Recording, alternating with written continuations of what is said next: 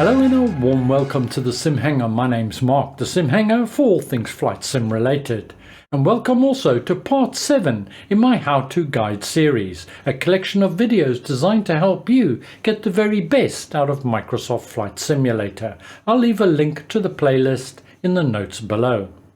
We all spend money on flight sim, be that on PC hardware, software, or our controllers such as yokes, throttle quadrants, joysticks, rudder pedals and so on. And we do this to enhance and make our flight sim experience more realistic.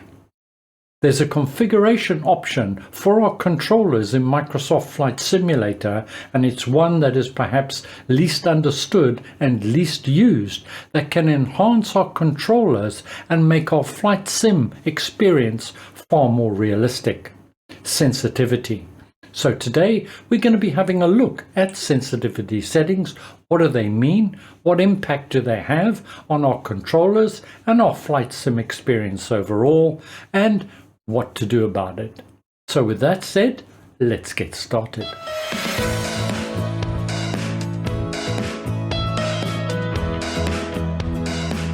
The first step is check your controller is calibrated in Windows. From the search bar, type in Control Panel. When it comes up, click on it and open the control panel. I consider this an essential step. And in the control panel, what we're looking for is devices and printers. Click on that.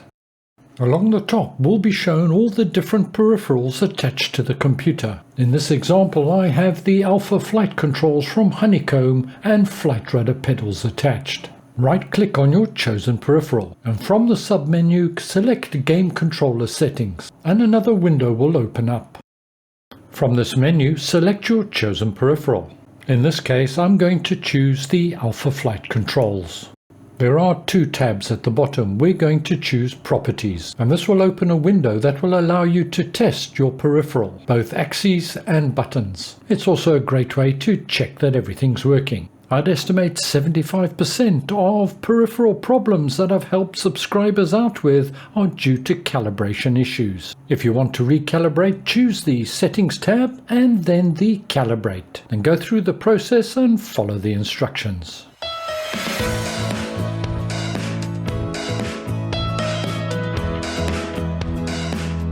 We're done with Windows, now in Sim, and choose World Map. We need to set up a flight so we can test our controller, and in this instance, as an example, I'm choosing the Cessna Skyhawk. Select an airport. I recommend on the runway with the engines running, and then click Fly. I'm on the runway in Pilot Plus Oxford, and now hit Escape to bring up our menu options, and we're going to choose Controls. Once in the Controls submenu, make sure you select by highlighting the peripheral that you want to configure. For today's tutorial, I've chosen the Satec stroke Logitech ProFlight Cessna yoke. Now on the left, click on Sensitivities. The reason I've chosen the ProFlight as opposed to the Alpha Flight Control yoke is that the Alpha Flight Control is much finer in terms of its resolution and calibration. So the ProFlight yoke is going to be much easier and simpler for me to demonstrate the impact of various sensitivity settings on controllers.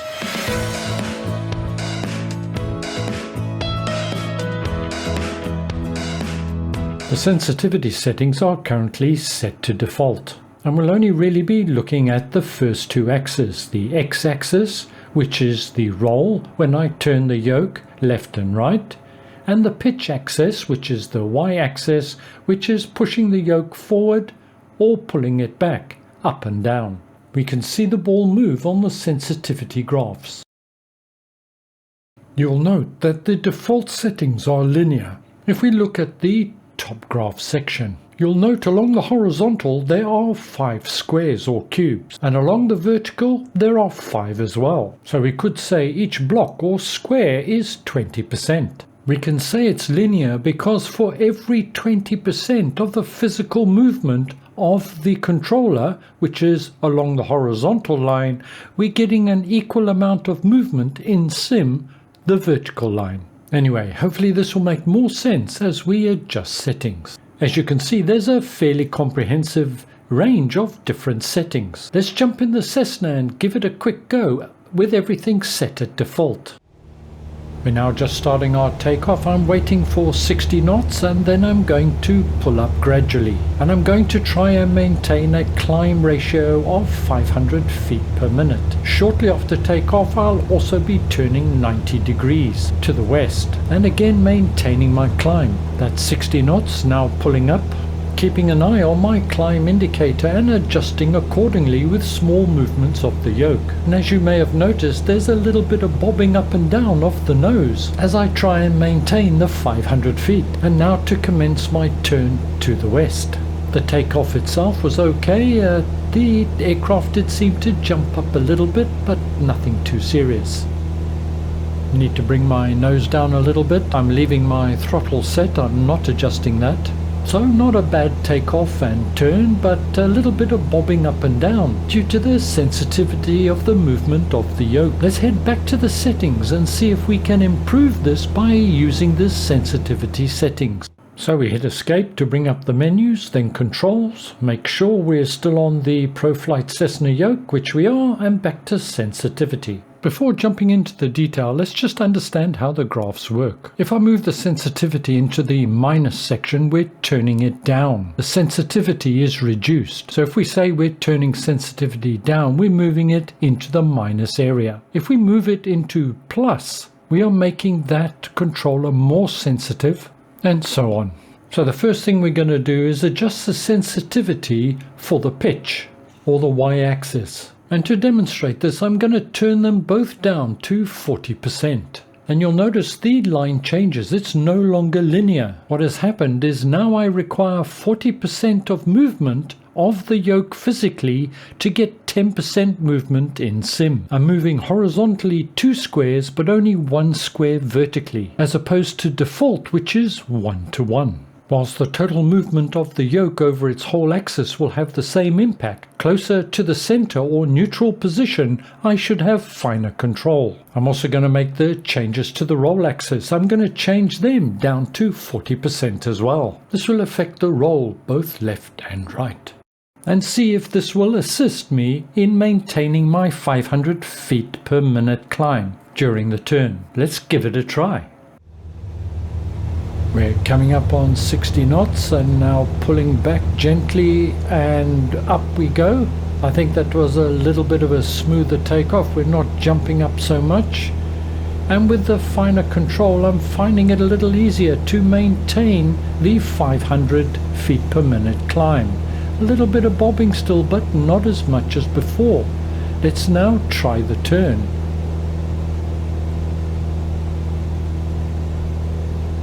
Need to bring the nose down, maintain that 500 feet, there we go. And again, this is easier to control. Now you may be thinking, and I would agree, that I've desensitized the controls too much by using 40%. But I've done this simply to highlight the impact that changing these settings can have on the flying experience.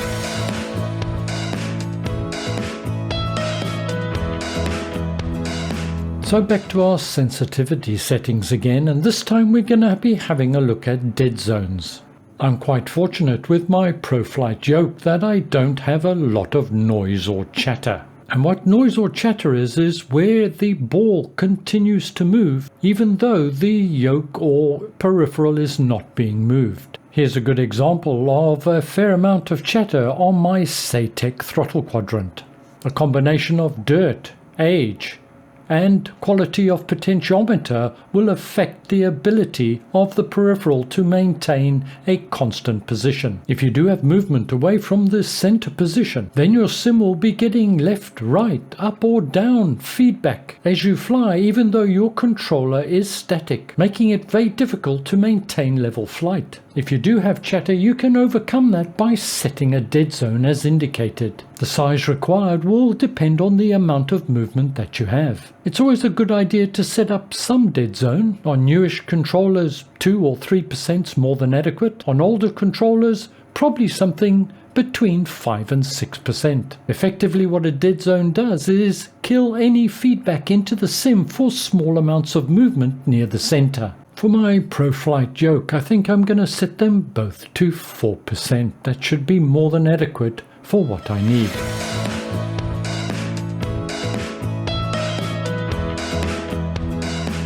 Moving on to the neutral setting now. Normally this is set at 0. It is used to set the center bias for the controller. So if you had a bespoke control or a broken controller and center for the controller was way off center, you could change that neutral or central position. But before doing this, always check calibration first. Here's a quick demonstration. We're flying with our neutral position set at 0. Whilst flying, I'm going back to my settings and changing the neutral bias for my roll, and I've changed it to plus 20%. Let's see what impact that has.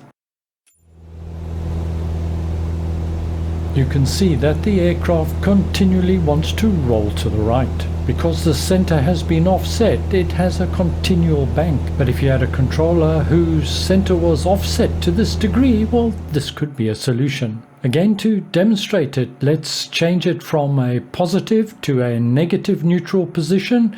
Let's choose minus 29 and we should get a constant bank to the left this time. And there it is. Under normal conditions, you would never use neutral, leave it at 0. You would only ever use it if it was a bespoke control designed to have an offset center. But more commonly, it will relate to if you've got a defective controller, and for whatever reason, this center's been offset by 5 or 10%. The result is you're constantly banking left and right. Always calibrate first, of course. Changing the neutral position would help you correct any small errors. Any big errors will get a new controller.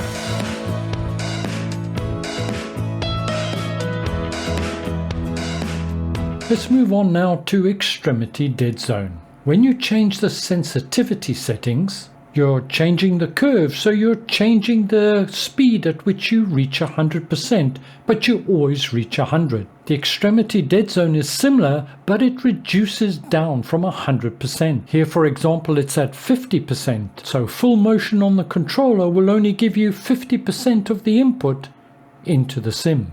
And why would you need this? Well, for helicopter pilots for one, it's a godsend, and also extremely useful if you have an oversensitive control. An extremity dead zone of 100% means no input. Here's an example where the extremity dead zone change has been very helpful. We're in the Aerosoft CRJ and controlling the flaps via the axis is just too sensitive. A slight movement and it's full flaps down. We can either use the traditional flap lever or use the axis and change the extremity dead zone. I'm going to change it from 0 to 25%. The new 100% is now 75%. Therefore, our physical move of the axis is in smaller increments and therefore we should have better control. Let's jump into the sim and see if it's worked.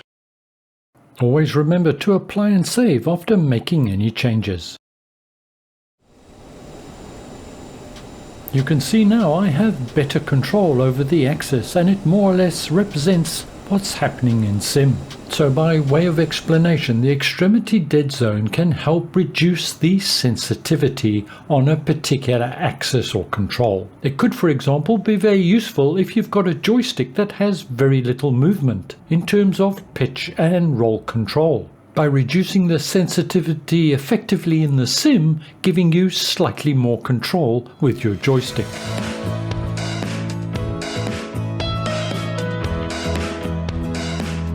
Let's now move on to the least understood of all the settings, reactivity. And I've changed to my rudder pedals to demonstrate this. Reactivity is at 100% and I'm moving the Z axis, which is my nose wheel steering. No matter how fast I move it, it will follow the curve. Change it to 0% and see what happens. The motion ball no longer follows the line exactly. This is because the reactivity setting acts as a dampener.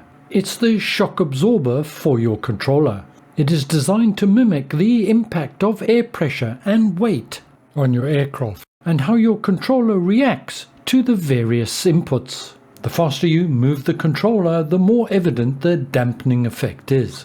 If you're flying an airliner, for example, and suddenly you did full roll to the right, it would take a little bit of time to react to that, as the ailerons move into position and push against the air pressure, as well as any mechanical dampeners built into the system within the hydraulics. The best way to demonstrate this is by using something like the A320. Let's take a quick look at the settings. Before we have a look at the yoke, let's take a quick look at the Bravo throttle quadrant. All my throttles are set to linear, and this is my recommendation regardless of the aircraft that you're flying. Leave your throttles linear. It's more representative of the real world. And I do exactly the same for mixture and for prop. The only change that I have made is to the flap axis, and here you'll see that I've got the extremity dead zone at 20%. I found this gives me more accuracy when setting the flaps to a particular notch. But this does vary aircraft to aircraft, for example. I've switched my controller to the Alpha Flight controls from Honeycomb, and these are the settings that I'm currently using. The only change from default is the sensitivity settings on the y-axis, which is my pitch up and pitch down. I've left the dead zones and the neutral exactly as default, and no extreme dead zones have been implemented. Reactivity is at 100%, so let's give it a try and see how it flies. So we're just going to test the roll and the bank, and then we'll test the pitch, the up and down. And afterwards we'll change the reactivity setting so we can see if there's any major difference. I do get some feeling of the size of the aircraft and the weight, even though reactivity is at 0%. It's obviously built into the model of the aircraft. Let me now try nose up. Yep, she climbs fairly quickly, and nose down. I've never flown an aircraft of this size, not even close, so to some degree I'm just guessing to what it should feel like. Back to the settings and sensitivity, and let's change the reactivity, and I'm going to move them down to 50% on both axes, the roll and also the pitch. Now let's go back and see what sort of difference we get. Let's start off with the pitch, and initially I'm just going to push the nose down a bit, and now level up and then pull the nose up. Definitely slower, definitely feels heavier, and now the roll.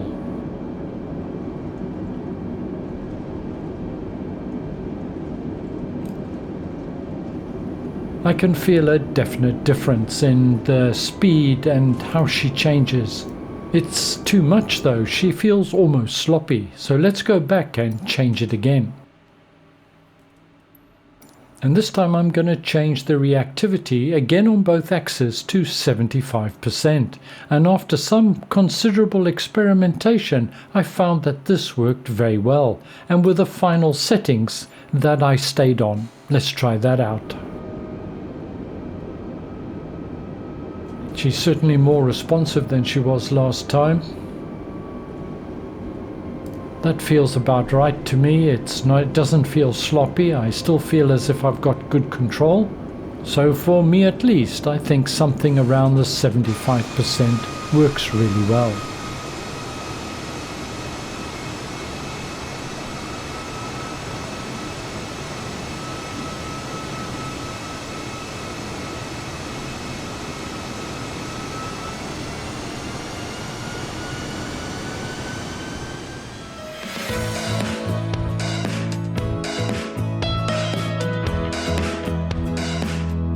No two aircraft are the same, so arguably you'd have different settings for every single aircraft. For most of us, that's too big an undertaking, and for jets I use those settings as shown in the last section. And I'll show you my GA settings. We're at the handcrafted McGive Airport, following the France and Benelux update. Let's take a quick look at the settings. And we'll start off by having a look not at my Alpha Flight controls, but at my flight rudder pedals and the sensitivity settings I'm using there. You can see that the brake axis, which is X and Y, are left linear, but the sensitivity on my rudder pedals are turned down fairly considerably. This is to give me finer control when I want to make small movements of the rudder to stop me snaking down the runway. You'll also note that the dead zone's set at 8%. I've had these rudder pedals for many years and they're beginning to show their age. The reason for 8% is they don't always return exactly to 0 or neutral, but 8%, well, it works just fine for me. Let's now have a quick look at the Bravo throttle quadrant. There's not much to see here. as all the various axes are used for throttles, so they're all set at default and linear. So I keep my throttle quadrant at default. And now on to my alpha flight control yoke. Let's take a quick look at the settings there. And a reminder, this is for GA aircraft. I found a sensitivity setting for both roll and pitch. It's fine at 20%. Everything else is at default except reactivity is at 75. To compare my sim yoke to the physical yoke and its movements, I still get 100%. But because of my sensitivity setting, I'm getting a little bit more movement closer to neutral and faster movement closer to 100. But as we've seen, this gives me slightly better control. If you want one-to-one movement, well, the answer would be sensitivity set to 0, or perhaps into the plus margin. I'm in the Pipe Arrow 3, and I'm using my rudder to make small adjustments, now slightly larger ones, and now to be more aggressive. Maybe a bit too aggressive. Let's get off. Yep, there we go. I find those settings gave me excellent control on the rudder. I'm not suggesting that you use my settings. Each individual will have their own preference, the way they like their aircraft to handle, and how they like to fly, and the method in which they fly to some degree. Although I enjoy the airliners, I spend more of my time on the GA side and VFR. Just a final note that the reactivity settings within the sim can be a little bit buggy at times, so you need to be careful. They don't always reset. Well, I hope today there's enough information to let you start experimenting with the sensitivity settings for your controllers. And of course, for different aircraft, you're going to need different settings. I hope you found this useful and informative. Thank you very much for joining me. I'll see you again soon. Make sure you take care. Bye for now.